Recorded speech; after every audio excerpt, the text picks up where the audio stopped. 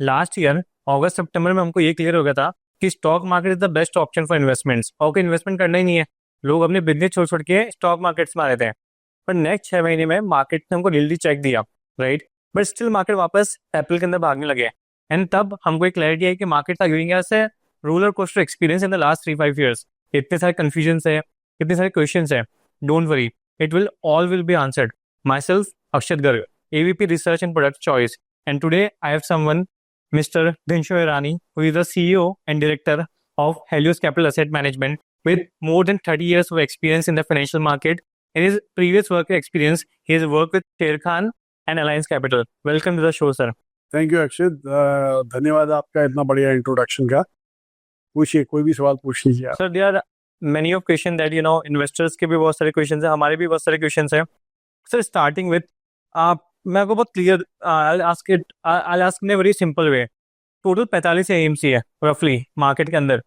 आप इन्वेस्टर को जाके क्या यूएसपी दोगे as a Helios Capital? What USP you can provide to the client? So हम actually very good question Akshit, और थैंक यू। ऐसा सवाल आपने जो शुरू किया उससे हमारा थोड़ा अलग है। हमारा अलग इसलिए है क्योंकि हमारा पहली चीज तो जो हमारा एक्सपीरियंस है टीम का, वो शायद ही आपको इतना रिफ्लेक्टिव एक्सपीरियंस मिले और इतनी कोहेसिव टीम शायद ही आपको मिले।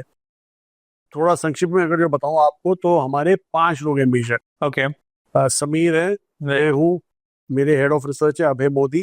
ओके। फिर हमारे जो CIO हैं आलोक बाल, और जो जो 5वें आदमी है वो हमारे हेड ऑफ हमारा जो ऑल्टरनेट बिजनेस संभालते हैं धर्मेंद्र ग्रोवर। ये 5 लोग जो हैं सबके पास 30-30 साल का तजुर्बा है। ओके। 30 साल का तजुर्बा। और दूसरी जो खूबियत वो है, ये तजुर्बा तो सबके पास होता है, काफी फंड हाउसेज जहाँ पे ज्यादा तजुर्बा शायद रहा होगा, लेकिन जो खूबियत है ये 5 लोगों की, वो ये है कि ये 5 लोग एक दूसरे को 1994 से जानते हैं। 1994 से वो एक दूसरे को जानते हैं। अभय, धर्मेंद्र और मैं तीनों काम साथ में चालू किए 94 में। मैं हेड ऑफ रिसर्च था और ये 2 मेरे एनालिस्ट हुआ करते थे, और आज की तारीख में वो मेरे लिए काम कर रहे हैं। तो मैं उनको 94 से। समीर जी जो हैं वो बाजार में आए, मतलब इंडियन मार्केट में आए 94 में, और मैं उनको 94 से ही जानता हूँ क्योंकि वो सबसे बड़े फंड मैनेजर हुआ करते थे उस टाइम के, अलायंस कैपिटल के। डेफिनेटली। और मैं उनको सर्विस करता था एज अ एनालिस्ट।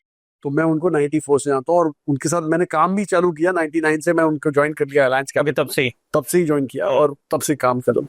तो मैं और आलोक जी जो हैं हमारे जो CIO हैं, और वो बाय द वे धर्मेंद्र जो थे वो मेरा Day 1 एम्प्लॉई है। ओके, हीलियोस 2005 में ज्वाइन किए। फिर अभय मोदी जो है वो 2007 में ज्वाइन किए मेरे को यहाँ। ओके। तो आप सोचिए कि एक जो है हमारे साथ 20 साल से और दूसरे हमारे साथ 17 साल से। समझ गया। तो इतना बड़ा टाइम से कनेक्टेड है। और मैं और समीर तो हीलियोस चालू ही किए, तो साथ में फाउंडिंग मेंबर्स है दोनों। और जो आलोक जी हैं वो मैं उनको 98 से जानता हूँ और समीर उनको 94 से जानते हैं। ओके।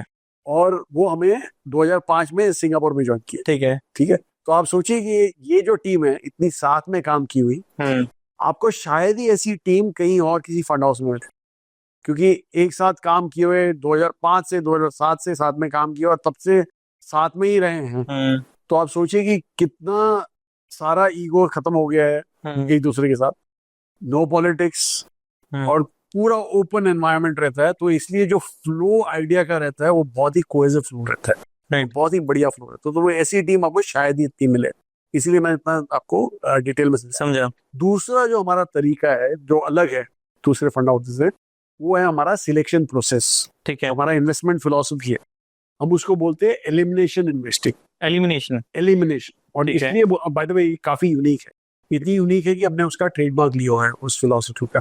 और वो इसलिए यूनिक है क्योंकि एक्चुअली वो लाइफ की फिलॉसफी है। आपको लाइफ में पता होता है, जिंदगी में आपको ये पता है कि बुरा क्या है।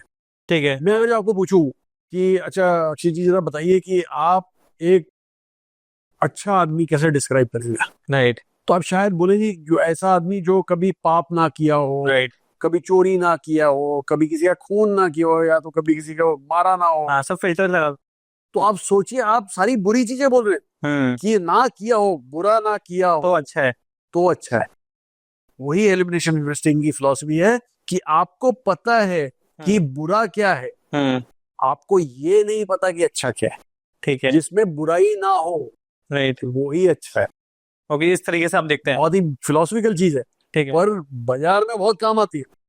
आपको पता है प्रमोटर खराब है, हाँ, आउट कर दो। ठीक है, आपको पता, ये नहीं पता अच्छा है कि नहीं। हाँ, मैंने बड़े बड़े अकाउंट लूज किए हमारे पीएमएस में, ठीक है, जो प्रमोटर से बात हुई बोले आप हमें अच्छा क्यों नहीं बुलाते। हाँ, मैं, क्योंकि जिंदगी में अच्छा होता ही नहीं है, आप बुरे नहीं हो वही अच्छा है। हाँ, आप बुरे नहीं हुई है, हाँ, ये तो फिलहाल, बोले नहीं नहीं आपको हमें अच्छा बुलाना चाहिए, हम आपके साथ इन्वेस्ट नहीं करेंगे। अरे तो ठीक है, चलो हमारी जो फिलोसफी वो है। बट एनीवे, आपको पता है वैल्यूएशन खराब होते हैं, हाँ, आउट। राइट, अच्छा क्या नहीं पता, पर खराब है पता है। ग्रोथ रेट 10% है और वैल्यूएशन 70 टाइम फॉरवर्ड पी है, आउट, आउट। सिंपल, खराब है, आपको पता। इंडस्ट्रियां खराब होती हैं, पता है आपको। स्टील सिक्लिकल सेक्टर होता है, कभी चलता है कभी गिरता है, कभी अभी टाइमिंग तो कभी लाइफ में हो नहीं सकती है, out. Cyclical sector out, right. तो ऐसे कर करके जो हमारे पास फिल्टर होता है, हमारे 8 ऐसे पैरामीटर, ठीक है, 6 जो है वो लॉन्ग टर्म है। लॉन्ग टर्म, कितने long term sir? Long term मतलब जैसे 3 जो है वो इंडस्ट्री से ठीक रिलेटेड है, है और 3 जो है वो प्रमोटर ग्रुप से। परफेक्ट, परफेक्ट, इंडस्ट्री और प्रमोटर ग्रुप ओवरनाइट चेंज तो होते नहीं है, नहीं हो सकता है, तो ये जो फिल्टर होते हैं वो सालों साल चलते चलते रहते हैं, समझ गया, हैं, 2 साल 3 साल। अनलेस हम जैसे इंडस्ट्री का मैं बताऊं, अनलेस गवर्नमेंट की कोई पॉलिसी चेंज आ गई बड़ी सी, तो इंडस्ट्री में चेंज आ सकता है, या तो कुछ ग्लोबली कुछ इवेंट हो गया और इंडस्ट्री में, तो ये सब मोटे इवेंट। प्रमोटर ग्रुप तो जब तक वो प्रमोटर ही चेंज नहीं होता तब तक वो चलता रहता है, क्योंकि प्रमोटर कभी चेंज नहीं होता लाइफ में, राइट, उसको निकालना ही पड़ता है और नया प्रमोटर तो वो चेंज ही नहीं होता वैसे, तो उसको रिप्लेस ही करना पड़ता है, तो वो तो लंबा ही चलता है। तो ये 6 जो फैक्टर है वो सालों साल चलते हैं, और लास्ट जो फैक्टर है वो शॉर्ट टू मीडियम टर्म पे। ये जो फैक्टर है वो मेरा पोर्टफोलियो को फ्रेश रखते हैं, क्योंकि नहीं तो मैं तो फिर लॉन्ग टर्म इन्वेस्टर बन जाऊंगा, राइट, चर्न नहीं कर पाओगे, चर्न ही नहीं कर पाऊंगा। तो ये लास्ट जो फैक्टर है, एक्चुअली जो 7वां फैक्टर है वो short to medium term triggers है, और लास्ट फैक्टर है वैल्यूएशन। आप सोचिए, मैं अपने एलिस को बोला है कि आप वैल्यूएशन देखिएगा भी मत, जब तक आपकी ये 7 फिल्टर क्लियर नहीं होते तब वैल्यूएशन आएगा, तब जाके आप वैल्यूएशन पे बात कीजिएगा मेरे साथ। क्योंकि बीच में अगर जो बात करेंगे तो आप बोलेंगे सर स्टॉक तो सस्ता है लेकिन प्रमोटर बड़ा चोर है, तो मैं आपको बोलूंगा भैया प्रमोटर चोर है इसलिए स्टॉक सस्ता है, राइट, राइट। तो इसलिए आप वैल्यूएशन की बात ही मत, तो पहले 7 फिल्टर क्लियर होंगे फिर आप फिर वैल्यूएशन की बात कीजिए और तभी जाके। तो ये जो फैक्टर है वो शॉर्ट टू मीडियम में होते हैं, ठीक है, समझ गया, यही मेरे स्टॉक को मेरे पोर्टफोलियो को रिफ्रेश रखते हैं, समझा, फ्रेश पर्सपेक्टिव देते हैं। हमने जब चालू किया था 2005 में, हमने NSE 500 डाला था इस फिल्टरेशन में से, लास्ट में जाके कोई 90-95 कंपनियां रह गई थी 500 में से, 500 में से, ठीक है। बाय द वे, जो लॉन्ग टर्म मेरे रिजेक्शन फैक्टर्स हैं उसमें ही 300 कंपनियां निकल गई थी, समझ गया, 200 सिर्फ रह गई थी वहां तक, और फिर बाद में बाकी 2 फैक्टर अपन 90-95 में पहुंच गए, 90-95 पहुंच गए। ठीक है, आज भी मेरे पास 135 के आसपास स्टॉक है, 134-35 के सब मिला के across the funds, across the funds. क्यों? क्योंकि नहीं, across the fund process okay, पूरे अक्रॉस द फंड मेरे पास शायद 70-80 स्टॉक, समझ गया, उनमें से ही होंगे। क्यों? क्योंकि मैंने भाई ऐसा नहीं है कि 134 स्टॉक में से 95 पुराने वाले हैं, राइट, वो पुराने वालों ने शायद 30-70 स्टॉक ही बचे होंगे, समझ गया, वो लास्ट 2 फैक्टर्स हैं उनको भी निकाल दिया होगा, परफेक्ट, समझ गया, जबकि हमने और 500 की जगह 700-800 और स्टॉक करे होंगे एनालाइज, हाँ, तब भी इतना वो मेरा कंसाइज है। लेकिन अभी आप सोचिए कि ये पूरे प्रोसेस की वजह से मेरे फंड मैनेजर का काम कितना कम हो गया, राइट, अभी उसको ये नहीं डिसाइड करना कौन सी इंडस्ट्री लूं, आपके पास ये सामने। दूसरा, उसको ये नहीं डिसाइड करना कि कौन सा ट्रेंड पकड़ूं, वैल्यू लूं, ग्रोथ लूं, क्या लूं, क्योंकि ये जो फिल्टरेशन है वो भी फिल्टर कर देता है।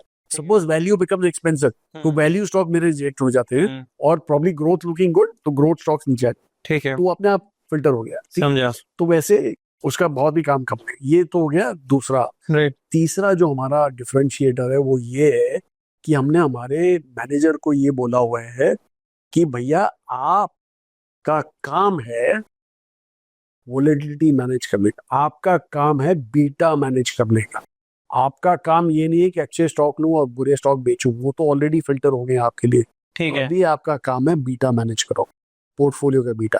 और वो इसलिए इंपॉर्टेंट होता है कि अगर जो चलते बाजार में आपके पास हाई बीटा रहेगी, राइट, तो यू विल आउट परफॉर्म, गिरते बाजार में आपके पास लो बीटा रहेंगे तो again you will out perform, right, in the sense आप कम गिरोगे बाजार से। समझ गया। ठीक है, वहीं पे पूरा गेम है। आप सोचिए, दो पोर्टफोलियो आपके पास, एक है बीटा 0.5, ठीक है, और दूसरा है 1, राइट, जो बाजार के साथ चलता गिरता है। ये बाजार से आधा गिरता है, आधा चलता है। राइट, बाजार गिरा 20%, ये हो गया 100 का 80, ये हो जाएगा 100 का 90, क्योंकि आधा ही गिरेगा। अभी आप सोचिए 90 को 100 होने के लिए सिर्फ 11% की रैली चाहिए। राइट, इन जनाब को 25% की रैली चाहिए। अभी यहीं पे मैंने खत्म कर दिया इसको, समझ गया। कि मैं अपना बीटा ना भी चेंज करूं चलते बाजार में, तो भी मुझे 22% की रैली चाहिए। मैंने इनको 3% से बीट कर दिया। पर हमारा मैनेजर थोड़ा ज्यादा प्रोएक्टिव रहता है, तो वो हाई बीटा स्टॉक ऐड करने लगता है, और जो लो बीटा स्टॉक है वो कम करता है। Large cap mainly low beta होते हैं, और mid and small high beta होते हैं, तो वहां पे मिक्स चेंज हो जाता है। दोनों साइड, अपसाइड भी लो साइड भी, तो अपसाइड भी आपका मैंडेट है कि बीटा अपन को ये चलते बाजार में हाई रखना है, तो इसलिए आप मिड कैप स्मॉल कैप में ज्यादा रखो, राइट, और गिरते बाजार में आपको कैश रखना है, कैश रखो। लेकिन हमें पसंद नहीं होता नॉर्मली कैश, क्योंकि हमें यही हमेशा पता होता है कि बाजार में बाजार गिर भी रहा है तो आपको ऐसे स्टॉक मिलेंगे जो 10-20% आपको रिटर्न दे के ही छोड़े। तो वैसे, तो इसलिए you have to be very proactive. तो ये दूसरा तरीका है। तीसरा तरीका है हमारा कि हम कैसे डिफरेंट है। चौथा जो डिफरेंस है, और ये आखिरी है, मैं ज्यादा बोल नहीं दूंगा आपको, क्योंकि चौथा जो डिफरेंस है वो हमारा ये है कि लॉन्ग टर्म, हमने हमारे जहन में बहुत साफ है कि लॉन्ग टर्म एक टर्म इन्वेंट किया गया हुआ है बेचारे इन्वेस्टर को पागल बनाने के लिए। जो जैसे हम जोकिंगली बोलते थे, short term losses turn into long term gains, investment, right, investments, right, not gains, investments, right. तो हमारे दिमाग में बहुत क्लियर है कि आप हमें ये मत बोलना कि मैंने ये स्टॉक लिया एनालिस्ट को, हाँ, कि आपने ये रेकमेंड किया पर मैं लॉन्ग टर्म के लिए किया, ऐसा नहीं होता। हाँ, एवरी 3 मंथ्स हमारे पोर्टफोलियो में, और हमने बोला हुआ कि आप हमारे पोर्टफोलियो में जो स्टॉक है 4 से 6 महीने में आके हमें रिफ्रेश कीजिए कि क्या है, क्या रीजन था हमने रखा है, कि ये रीजन अभी भी वैलिड है कि नहीं, अपसाइड क्या दिखता है आपको, या तो डाउनसाइड हो रहा है तो फिर ट्रिम करते हैं। तो ये 4-6 महीना 4-6 महीना 4-6 महीना करके लॉन्ग टर्म होता है तो अच्छा है, नहीं तो वो स्टॉक आउट है। सर आपने ये पॉइंट बोला था, मेरे को एक क्रॉस क्वेश्चन आया इस पे। प्लीज। मैं सर बहुत सारे एएमसी के साथ काम कर रहा हूँ, मैं डायरेक्ट नाम नहीं ले सकता, बट कुछ एएमसी जो है वो बोलती है हम तो फटाफट चर्न करते हैं। यू नो द नेम, में किसकी बात करूँ, चर्न बहुत एग्रेसिवली कर रहे हैं, मेकिंग गुड गेट्स है। कुछ बोलते हैं हम लेकर बैठ गए। हाँ, इसका क्लियर आंसर क्या है सर? कौन सी फिलोसफी में पकड़ूं? मतलब कुछ बोल रहे हैं हम तो चर्न कर रहे हैं, इसलिए हमारा पैसा बन रहा है, you know the name. Second बोला हम लेकर बैठ गए। तो आप जिसकी बात कर रहे हो चर्न कर रहे हो, क्वांट के बेसिस पे चर्न करता है, राइट, क्वांटिटेटिव टेक्निक से चर्न करता है, लेकिन वो हमें पसंद नहीं। हमें मे बी है, there is something in that, right, और अच्छा पैसा भी कमा के दिया था। वही प्रॉब्लम है सर, पैसा बन रहा है लोगों का। वो एक टाइम में बन रहा था, अभी ज्यादा नहीं बनता क्योंकि ट्रेंड चेंज हो गया। ठीक है, आप सोचिए, जब ट्रेंड चलता है, और जिस हाउस की बात भी कर रहे हैं आप, जो आपने देखा था कि जब से कोविड हुआ उसने एक बहुत बढ़िया ट्रेंड पकड़ लिए थे और बहुत ही कमा के दिया, बट जैसे ही ट्रेंड चेंज हुआ पकड़ चली। अभी नया स्ट्रेटेजी बनाना पड़ता है उसके लिए, समझा। तो वो समझने के लिए आपको 6-7 महीने निकल जाएंगे। पर anyway I am sure pickup हो गया होगा, मैं ट्रैक नहीं कर रहा हूँ रेगुलरली, पर वो हमें वो नहीं पता, हमें ज्यादा पसंद नहीं, मतलब हमें पता नहीं है उसके बारे में, इसलिए I can't comment on that. But जो बोलता है ना मैं लेके बैठ गया हूँ और अगले 10 साल तक नहीं देखूंगा, राइट, वैल्यूएशन भगवान होता है, वो बाजार भी सलाम मारता है उसको। तो हम वेरी क्लियर हैं कि भैया आप ना पेग बता दीजिए, पेग टू पी क्या है, price earnings to growth. So that is what we track on a regular basis, और we want to keep that peg low. तो वही हमारा मेन स्ट्रेटजी रहता है, इसलिए हमारा जो है वो है। So sir, very well answered for this USP part. Sorry इतना लंबा। नहीं सर, बहुत अंडरस्टैंडिंग क्लैरिटी आई, हमारे इन्वेस्टर्स को भी डेफिनेटली आएगी। मैं इस इंटरव्यू के आने के पहले, पॉडकास्ट के आने के पहले कुछ होमवर्क कर रहा था हेलियोस के बारे में। सो आई थिंक आई बिलीव आपके कुछ डायरेक्टर्स और जो एम्प्लॉयज हैं उनका खुद का भी पैसा एएमसी में लगा हुआ है। आप सर का नंबर्स आप कंफर्म कर सकते हैं, बट मेरा सिर्फ एक पर्सपेक्टिव था, जब आपका खुद का स्किन इन द गेम है तो सर कुछ एक्स्ट्रा प्रेशर आपको आता है कि उस फंड को मैनेज करते टाइम? मतलब एक आप इन्वेस्टर का मैनेज कर रहे हो सर, और एक खुद के भी आपके करोड़ों रुपए लगे हैं, तो जब आप एक्चुअल में ट्रेड मार रहे हो, जब आप सौदा मार रहे हो, तब बैक ऑफ द माइंड को थॉट प्रोसेस चल रहा है या कुछ एक्स्ट्रा प्रेशर आपको लगता है? ये एक्चुअली मेरा ये जो आप सवाल पूछ रहे हो, वो उसका जवाब मेरे को 2004 में मिला था। क्योंकि 2004 में मैं एक पीएमएस रन करता था एक डोमेस्टिक ब्रोकिंग हाउस के लिए, और तब जब मैंने एक्सटर्नल पैसा मैनेज करना चालू किया, तब तक मैं बड़ा एग्रेसिव था, अपने खुद के पैसे से मैं बहुत एग्रेशन करता था। ये करो, वायदे में जाओ, लेवरेज करो, वो सब करता था। जैसे ही बाहर का पैसा आया, तब मैंने समझा नहीं यार, ये पैसा तो बिल्कुल संभाल के करना चाहिए। तो आई don't think it works that way.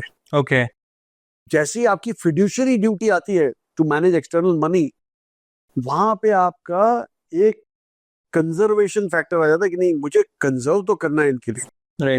Principal में मैं कभी मार नहीं खाऊंगा इनके, मतलब आई कांट, उनका जो मुद्दल है वो कभी तोड़ना नहीं चाहूंगा। I want that to grow, obviously grow more than the market. इसलिए I don't think it works that way, it works the other वे।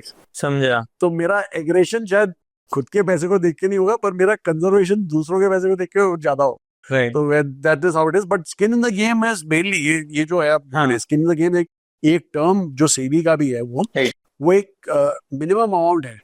हमारा जो पैसा लगा हुआ है वो फार बियॉन्ड मिनिमम है, मतलब मिनिमम इज 0.13%, और हमारा तो कहीं I think it's around close to 2% और 3% ऑफ द मनी इंटरनल जो कॉर्पस है हमारा इज बाय इनसाइड, मतलब हमारे पैसे लगे हुए। तो वो हमने इसलिए लगाया कि दिखाने को कि देखो भैया, हम भी बिलीव करते हैं हमारे पोर्टफोलियो में। आप मानेंगे नहीं, मेरा सारा पैसा इधर लगा, complete wealth, not only in mutual fund, also in my PMS, my AI वगैरह सब में, पर हीलियोस के साथ ही। आउटसाइड मनी शायद ही कुछ होगा, वो भी डेट में होगा, थोड़ा डेट में रखना ही पड़ता है यार, मल्टी एसेट। हाँ जी, तो थोड़ा डेट में होगा, पर वो आउटसाइड है कि हमारे पास डेट की ऑफरिंग नहीं है, हम बिलीवर्स नहीं है डेट के, तो इसलिए that is the thing. Perfect. Sir, आपके जो पोर्टफोलियोज है, आपने बोला था कि आप कुछ स्टॉक्स फिल्टर आउट करते हैं, तो इज इट लाइक कि अगर मैं आपका मिड कैप ले रहा हूँ या लार्ज मिड कैप ले रहा हूँ या फिर लार्ज कैप ले रहा हूँ या फ्लेक्सी ले रहा हूँ, अक्रॉस द स्कीम ले रहा हूँ, तो बहुत सारे होल्डिंग्स कॉमन आ जाएंगी। मेरा क्वेश्चन आपको लेके, सर आप मेरे को मिड कैप, आप लार्ज मिड में भी सेम दे रहे हो, आप मुझे लार्ज में भी सेम दे रहे हो, फ्लेक्सी में भी सेम दे रहे हो, तो सर आप मेरा डाइवर्सिफिकेशन नहीं हो रहा है। ठीक है, तो मैं ये एक दूसरे तरीके से करता हूँ, इसलिए आप हमारी जो ऑफरिंग है वो देखिए। हाँ, एक है हमारी फ्लेक्सी कैप, हाँ, एक है हमारा बैफ। बैफ तो एक अलग ही हो गया, वो तो बाय द वे बैफ में भी एक अलग तरीका है हमारा कि हम डेट नहीं लेते to balance the portfolio, we don't take debt. Okay, हम आर्बिट्राज करते हैं। डेट बिल्कुल भी नहीं पोर्टफोलियो में। डेट है, पर वो के लिए ट्रेजरी टी और margin money for the arbitrage. तो ये सर बहुत बड़ी चीज है, आपके बैफ के अंदर डेट नहीं है। बिल्कुल डेट नहीं है, वो आर्बिट्राज ही है, वन ऑफ द यूएबी, उससे ही हम बैलेंस करते हैं, और इसलिए मेरा कभी भी 65 के नीचे जाएगा नहीं। हाँ, समझ, इक्विटी एक्सपोजर, इक्विटी तो पैसे नहीं, आर्बिट्राज में वो 1+1 काउंट हो जाता है, राइट। मेरा हमेशा 65 के ऊपर रहेगा, तो मेरा हमेशा डेट का आपको टैक्सेशन का नहीं लगेगा, it will always be equity. तो वो हो गया, बैफ तो अलग है। दूसरे कौन से हमारे ऑप्शंस है जो आपके इक्विटी में? एक है large and mid cap, right, एक है मिड कैप, राइट, और एक है financial services, right. That's how we have given the whole this thing. Flexi cap तो हमारे जहन में ही, मतलब हमारी पहले से ही सोचा था कि हमारे हम जो पीएमएस रन कर रहे थे या हमारा लॉन्ग शॉर्ट फंड रन कर रहे हैं, वो फ्लेक्सी कैप ही था। तो इसे फ्लेक्सी में तो काफी लीवे मिल जाता है फंड मैनेजर को, इसीलिए we did not bring multi, not multi नहीं, वो कौन सा होता है अपना जहाँ पे 50, 25, 20 और 25 रहता है, मल्टी कैप। हाँ। वो हम कभी लाए नहीं, ना लाओगे, शायद बाद में देखेंगे, अभी तो नहीं, बिल्कुल ही मन ही नहीं है बिल्कुल लाने का, क्योंकि ये फ्लेक्सी कैप में ही मेरा एडजस्टमेंट हो जाता है। लार्ज एंड मिड इसलिए लाए क्योंकि हमें चाहिए था कि यहाँ पे हम शो करें कि भैया जो हमारी टॉप 10 होल्ड, बाय द वे हमारी टॉप 10 होल्डिंग जो फार बेटर देन, इसीलिए कन्विक्शन वहीं पे आ जाता। लोग बोलते कि फिर आप दूसरे क्यों टेल रखते हो? टेल इसलिए रखते हैं क्योंकि टेल से ही आपके टॉप 10 में आता है, समझिए, अल्टीमेटली वहीं से आता है। और टॉप 10 में ऐसा नहीं है कि टॉप 10 चलते रहेंगे पूरी जिंदगी, वहां पे चेंज होता रहता है, leadership changes, right, baton has to change, वो बेटन इसीलिए चेंज होता है, राइट। तो वैसा है, तो इसलिए जो हमारा लार्ज एंड मिड है वो प्योर लार्ज एंड मिड है, उसमें एक भी आपको स्मॉल कैप नहीं दिखेगा, एक भी नहीं दिखेगा, लार्ज होगा और मिड कैप, बस वैसा। अच्छा, मतलब वो जो 30% एक्सपोजर मिलता है एक्स्ट्रा, 35, 70, उसके बाद जो 30% उसमें भी अगर आपको लग रहा है कि स्मॉल कैप कर सकते हैं, we don't do small cap, pure large and mid है, आप देख लीजिए, उसमें शायद एक स्मॉल कैप है क्योंकि वो मिड का स्मॉल हो गया था, समझ गया वो, हाँ, एक हो गया, सॉरी वो कौन सा, इट वाज एट द 101, 250 का 251 हो गया, ओके, मार्केट कैप से नीचे आ गया, तो इसलिए हो गया, बाकी सारे चल गए, तो इसलिए वो भी 1% कुछ है शायद, पर anyway purely this way, perfect. जो हमारा मिड कैप फंड है, तो वहां पे आप किसी का भी मिड कैप देख लीजिए फंड, उनके पास लार्ज कैप होगा, 65 तक का तो मिड कैप होगा मिनिमम, बाकी जो होगा वो मेनली लार्ज कैप होगा। ठीक है, क्योंकि they don't want to up the beta of that, क्योंकि mid cap already high beta है। समझ गया। हमारा मिड एंड स्मॉल है, not a single large cap, एक भी लार्ज कैप नहीं है। ठीक है। और आप देखिए जिस दिन से लिस्ट हुआ है, it's one of the best performing funds in mid cap, because conviction से हमारे जो स्टॉक आते हैं, जो फिल्टरेशन प्रोसेस होता है, नॉर्मली क्या होता है स्मॉल कैप में, आप फंस जाते हैं मैनेजमेंट क्वालिटी में, इंडस्ट्री की क्वालिटी में, एक मूव आ गया तो इंडस्ट्री आप सोते हो, इसलिए मरते हैं आप small cap, small cap didn't go to zero, right. हम नहीं मरते क्योंकि हमारी quality is the biggest criteria for selection. जो आपके पास जो फिल्टर होके स्टॉक निकले हैं वो प्योर क्वालिटी स्टॉक्स होते हैं, तो इसलिए स्मॉल कैप में हमारा बहुत कन्विक्शन रहता है। तो हमारा वो जो पोर्टफोलियो मिड कैप वाला है, pure mid and small. Mid cap I think around 65% है, small cap is around 33। Churning बिल्कुल कम है उस पोर्टफोलियो में, और मैं देख रहा था आपका रिपोर्ट, चर्निंग बहुत कम है। बिकॉज ऑफ जो भी है, विंटेज भी ज्यादा नहीं है, होगा बाद में, लेकिन अभी नहीं। मैं ये नहीं बोलता कि जो हमारा जो प्रोसेस होता है उसमें 100% स्ट्राइक रेट रहता है, गलतियां होती है, हमें से भी होती है, हमारे से भी होती है। और मार्केट में तो आप जानते हो कि होल आइडिया एक्सपीरियंस का पूरा कंसेप्ट ये होता है कि आप गलतियां कम करो, गलतियां होती है लेकिन गलतियां कम करो, तो होंगी वहां पे। पर अभी विंटेज कम है, इसलिए मतलब 2-3 महीने ही हुए स्टॉक को, इसलिए आपको चर्न नहीं दिख रहा, पर शायद आगे जाके दिखे चर्न, बस इतना भी नहीं होगा, क्योंकि हमें यहाँ पे ये सारे जो हमारे वो हैं वो फ्यूचर विनर्स लगते हैं। ओके, इसलिए तो that's how we differentiate the portfolio for an investor, और इसीलिए हम इतने सिलेक्टिव रहे हैं, right, to bring out portfolios. और ऑब्वियसली एक और ऑफरिंग है, वो सेक्टर स्पेसिफिक है, वो फाइनेंशियल सर्विसेज का है। ठीक है। हमारा बहुत क्लैरिटी है लाइफ में कि ये जो फाइनेंशियल सर्विसेज है वो लीडर रहेगा for India to lead in the future. जैसे ही हमारा कंजम्पशन पिकअप होता है, financial services will be the biggest gainer. Obviously we may come out बाद में with a consumption, financial services का वेट भी देखिए इंडेक्स में काफी पड़ा है, तो that's why we can justify. Reason क्या है, मतलब मेरे को आप बिल्कुल बेसिक से बताओ। मैं बहुत सारे पोर्टफोलियोज देखता हूँ, एमएफ में भी, पीएमएस में भी, हर बार फाइनेंशियल सर्विस का काफी अच्छा वेट होता है, और वैल्यूएशन भी बहुत ज्यादा अग्रेसिव नहीं है अभी फाइनेंशियल सर्विस के। अभी कुछ बैंक्स दिखता हूँ मैं, एचडीएफसी, कोटक उसी लेवल पे 2-3 साल से रहे, तो सर क्लैरिटी नहीं आ रही कि वैल्यूएशन कम है, पहली बात। दूसरा, इतना हैवी वेट अभी भी इंडेक्स में, पोर्टफोलियोज में, क्या रीजन है फाइनेंशियल सर्विस का? देखिए, पहली एक तो ऑब्वियस रीजन है कि इंडेक्स में ही वेट ज्यादा है, और इंडेक्स क्यों वेट ज्यादा है? क्योंकि वो रिप्रेजेंट करता है जीडीपी को। सर्विसेज सेक्टर काफी बड़ा है इंडिया में, and financial is a big service sector, right, industry, so इसलिए उसका वेट हमेशा ज्यादा है। दूसरा, कन्विक्शन किस लिए होता है इस सेक्टर में ज्यादा फंड मैनेजर्स का, या तो हमारा तो बहुत ही ज्यादा है क्योंकि हम तो मैसिवली ओवरवेट है। 41-42% हमारा portfolio is in financial BFSI, okay, put together. वो किस लिए है? क्योंकि हमें पता है कि अगर जो इकोनॉमी चलती है, आप एक, मैं थोड़ा हिस्ट्री में ले जाता हूँ आपको। चाइना और इंडिया का जीडीपी सेम था 89 में, right, 230-240 billion, I remember 89। China open up for outsourcing, servicing, manufacturing, उनका जीडीपी भाग के हो गया 8 ट्रिलियन 2000 तक, राइट। हमारा 230-240 का सिर्फ डबल हुआ, उनका 4 गुना 4 गुना हो गया, तो हमारा डबल होके हो गया ½ ट्रिलियन, 500 बिलियन का। 2000 से लेके 2020 तक चाइना का जीडीपी ऑलमोस्ट 20 ट्रिलियन हो गया, 20 गुना बढ़, राइट। हमारा सिर्फ 4 गुना बढ़, 500 का 2 ट्रिलियन। क्यों? क्योंकि चाइना में इंटरनल कंजम्पशन बहुत ज्यादा है, kicked in a big way. जैसे ही आप ये 2300-400 का per capita GDP, dollar per capita GDP cross करते हैं, तो एक टेंजेंशियल मूव आता है कंज्यूमर का, क्योंकि वो जानता है कि मेरा जो खाने पीने का खर्चा था या तो मेडिकल का, वो तो इतना ही है, बाकी मेरे पास इतना सारा पड़ा है, तो let me buy new clothes, नए घर लूंगा, नई गाड़ियां लूंगा, नए 2 व्हीलर लूंगा, खर्चे करूंगा, ज्वेलरी लूंगा, वो सब होता है, तो अपने ऊपर खर्चा करना चालू। तो वो जो है इंडिया का, वो आज की तारीख में होगा। और जब ये कंजम्पशन किक इन होता है, तो biggest beneficiary financial services, yes, consumer credit growth, right. दूसरा, savings going up, right, banks का बेनिफिट हो गया, राइट, सस्ता पैसा मिल रहा है और आप डिप्लॉय कर रहे हो। तीसरा जो होता है, मेजर होता है, कि आप कंजम्पशन तो चालू हो गया, लेकिन उसके लिए कैपेसिटी चाहिए, राइट। तो वहाँ कैपेसिटी सेटअप करनी है, तो उसके लिए आपको फिक्स्ड एसेट चाहिए, फिक्स्ड एसेट बैंक के पास पैसे लेने चाहिए, वर्किंग कैपिटल चाहिए, बैंक के पास वापस आ गए, तो ये तो मैसिव होता है। बैंक्स के लिए तो डबल वैनी होती है जैसे ही कंजम्पशन पिकअप होता in the end you need credit, simple. है। सिंपल तो इसलिए हमें इतना कन्विक्शन है। और आप अगर जो पास्ट हिस्ट्री भी देखें दूसरी कंट्रियों की जहाँ पे ऐसा ग्रोथ आया है पास्ट में, जैसे हम तो क्लासिक एग्जांपल देते थे, यूएस होता है अर्ली 70s में, चाइना जापान अर्ली 80s में, फिर जर्मनी 90s में, और चाइना 2000s में। जब भी ये आप देखिए इकोनॉमीज को जो मूव हुए हैं because of banking and financial services, right. तो वो तो बहुत ही बढ़िया किया है।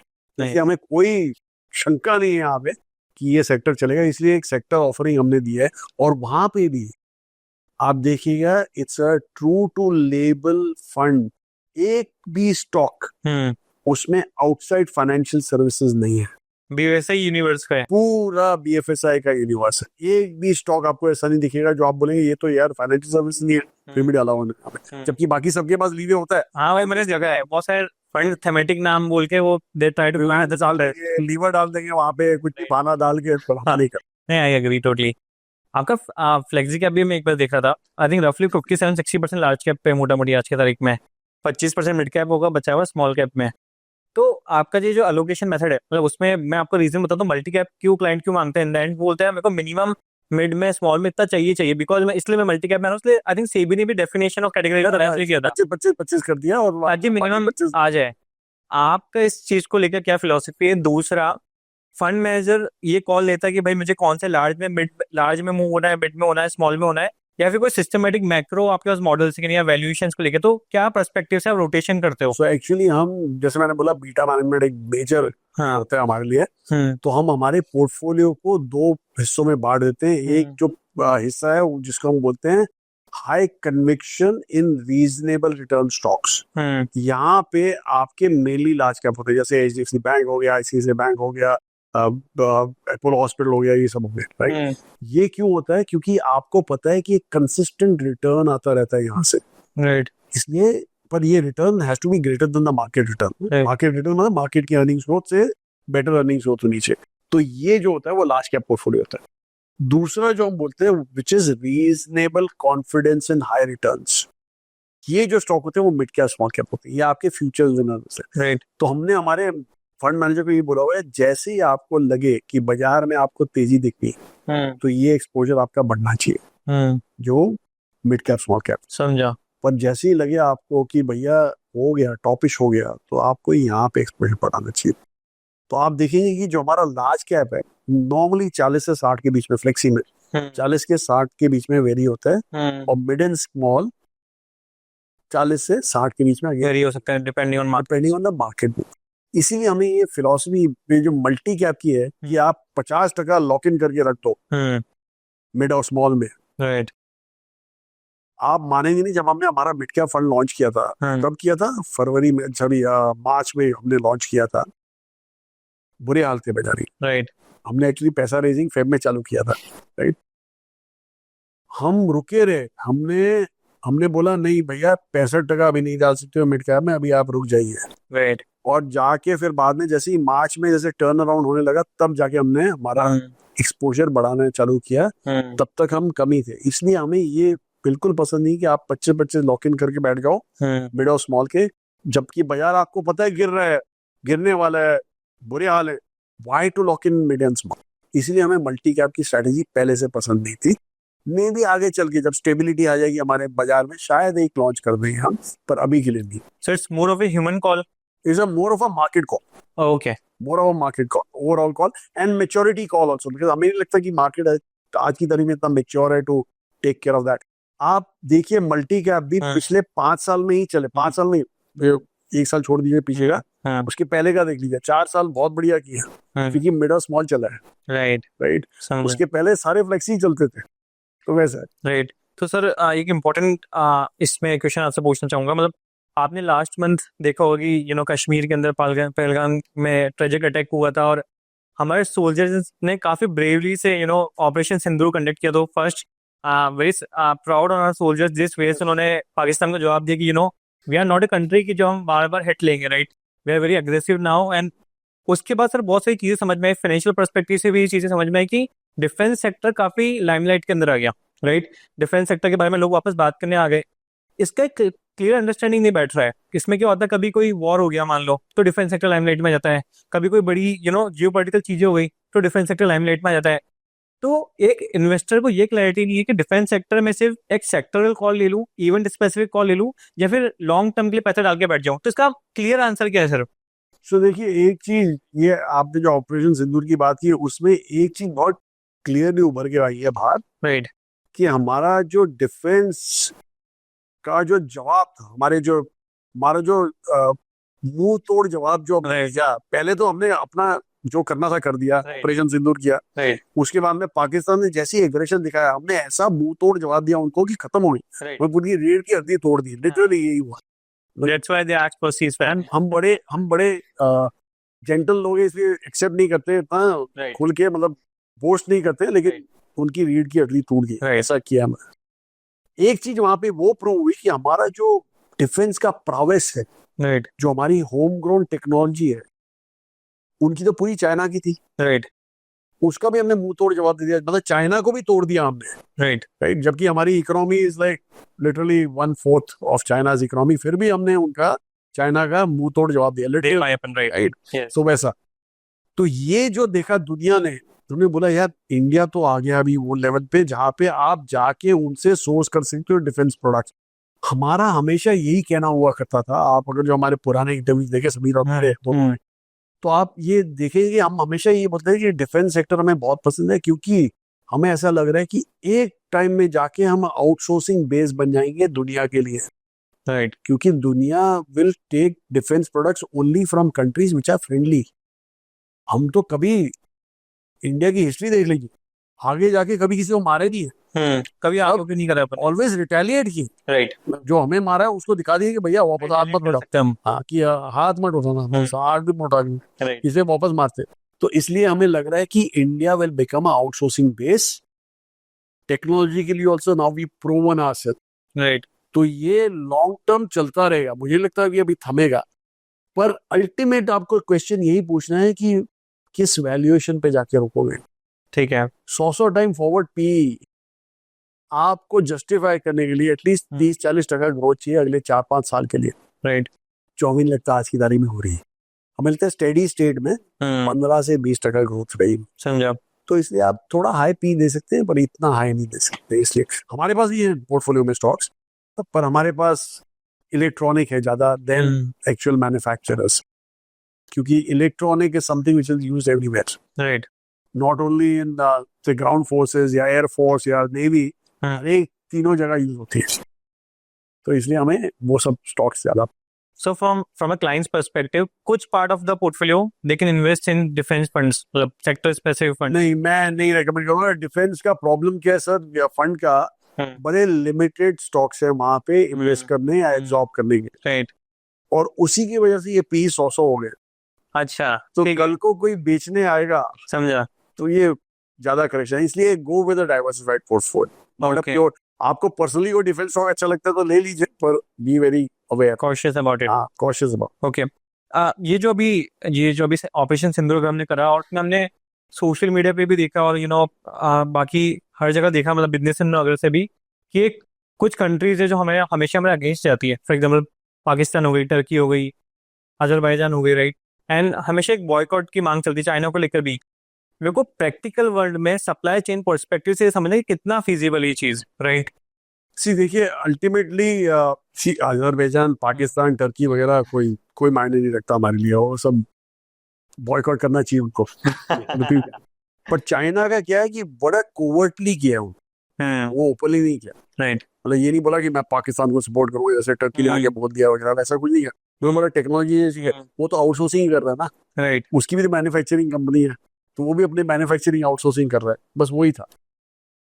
पर हैविंग सेड दैट, अगर ये चाइना एक छोटी इकोनॉमी होती और अवॉइडेबल इकोनॉमी होती तो मैं बोल देता भैया बॉयकॉट करूंगा, अभी आप रहे तो सपोर्ट किया आपने इनको, राइट। प्रॉब्लम है कि China controls 40% of global manufacturing, right, So that you can't avoid. और दूसरा certain industries जैसे photovoltaic sets 90% of global supply. Right आपके बैटरीज 95% ऑफ ग्लोबल सप्लाई. तो वो सब आप कैसे अवॉइड करोगे? ये तो फ्यूचर की चीज है, तो आपको उनके साथ रहना ही. काम करना पड़ेगा. राइट तो इसलिए एक हद तक you Right. Can be unhappy, right but ultimately commercials I think come into play.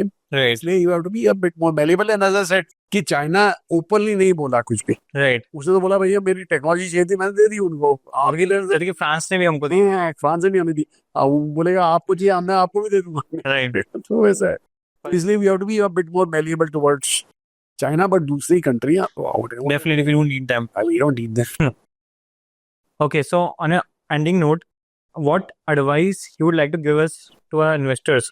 कि हमारे इन्वेस्टर्स जो अभी स्टार्ट करें मार्केट्स के अंदर आना, म्यूचुअल फंड्स के आना, या फिर कोई HNI क्लाइंट भी PMS के लिए सोच रहा है, तो क्या एक एडवाइस, मतलब लास्ट से 3-4 साल के अंदर क्लाइंट की एक्सपेक्टेशन काफ़ी हाई होगी, राइट? तो उन्होंने मार्केट वैसे देखा है, नए इन्वेस्टर्स है, आपके उनको एक लॉन्ग टर्म एडवाइस या फिर from your perspective, from your experience, what advice you would give to our investors? पहली चीज तो मैं इन्वेस्टर्स को ये बोलना चाहूंगा कि ये जो लास्ट उन्होंने 6-7 महीने देखे ना, या तो 8-9 महीने, वही रियलिटी है बाजार की.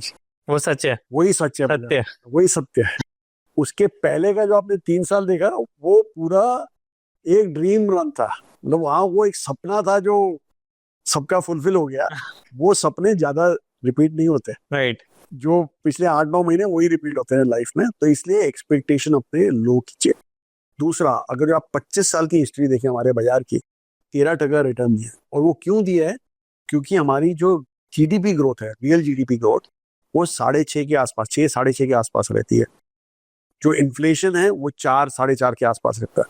तो आप अगर जो देखें, जो हमारा नॉमिनल ग्रोथ है वो अराउंड 11-12% है. समझा. ठीक है. So that's how you're coming on the numbers. या और नॉर्मली हमारे जो स्टॉक्स होते हैं निफ्टी वाले, वो नॉर्मली जीडीपी का रिप्रेजेंटेशन होते हैं, लेकिन उनमें एग्रीकल्चर रिप्रेजेंटेशन नहीं होता. जो एग्रीकल्चर ग्रोथ होता है वो 2-3% ही होता है. 6% में 2-3% एग्रीकल्चर का ग्रोथ होता है.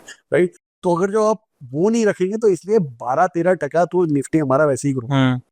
तो you go with alpha managers who believe कि आपको चर्न करना चाहिए portfolio, not.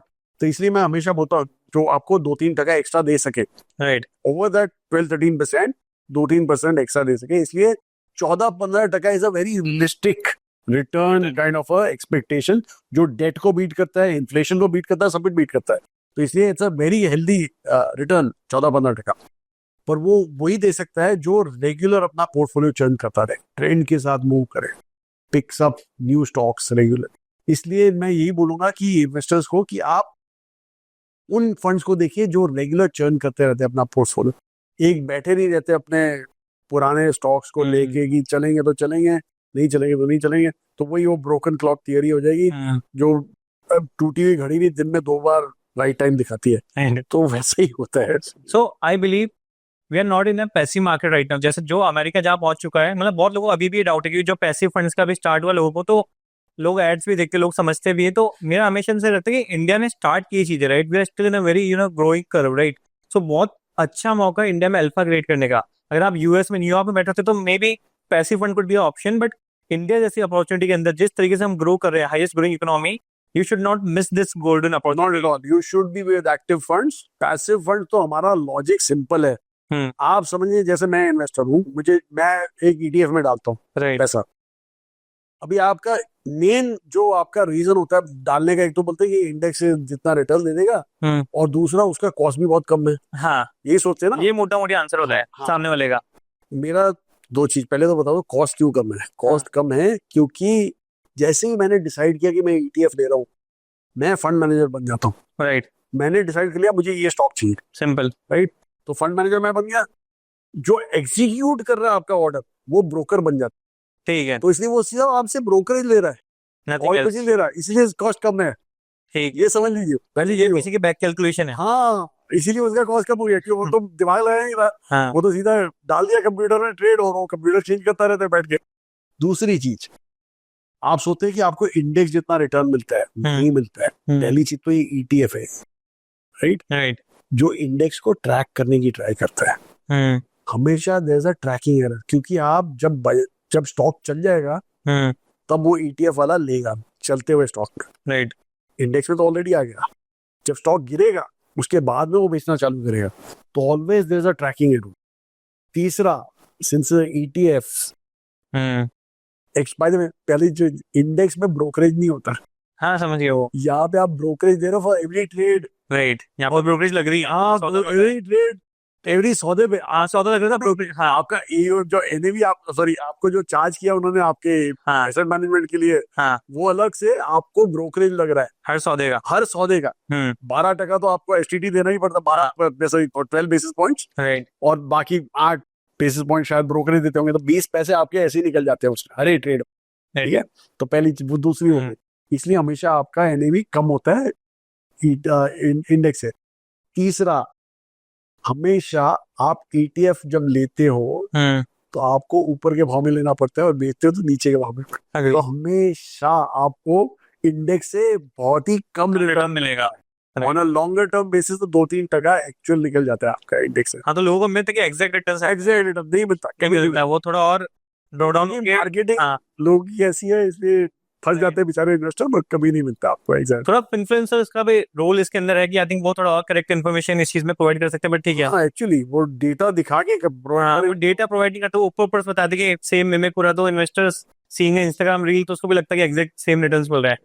So sir, had an very amazing podcast with you. I think हमारे इन्वेस्टर्स के लिए भी काफी इंटरेस्टिंग रहा होगा और काफी चीजें उनको सीखने को मिलेगी कि इंडिया कैसे गोल्डन अपॉर्चुनिटी है, हेलियोस कैसे आपको एक USP प्रोवाइड कर सकता है। So sir, thank you so much for such a valuable insights and your time for us. Thank you. And thank you investors. We'll see you in the next podcast. See you soon. Thank you. Mutual fund investments are subject to market risks. Please read all scheme-related documents carefully before investing.